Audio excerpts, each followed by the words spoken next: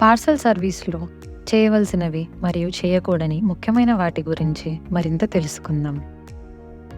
మీరు చేయగలిగిన ఆర్డర్లను మాత్రమే అంగీకరించండి.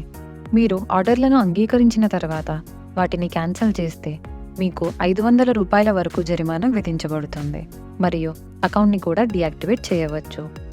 ఆర్డర్ పికప్ లేదా డెలివరీ చేసే సమయంలో కస్టమర్ కాల్ స్వీకరించకపోతే ర్యాపిడో కస్టమర్ సపోర్ట్కి కాల్ చేయండి మరియు ఆర్డర్ని మీరే క్యాన్సిల్ చేయకండి.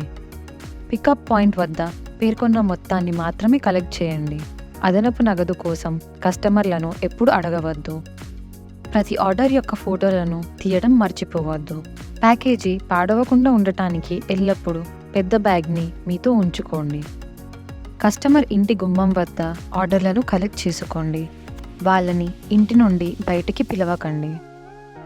ఈ వీడియో ముగిసిన తర్వాత మీ పార్సల్ సర్వీస్ యాక్టివేట్ అవ్వడానికి 2 లేదా 3 రోజులు పట్టవచ్చని గుర్తుంచుకోండి.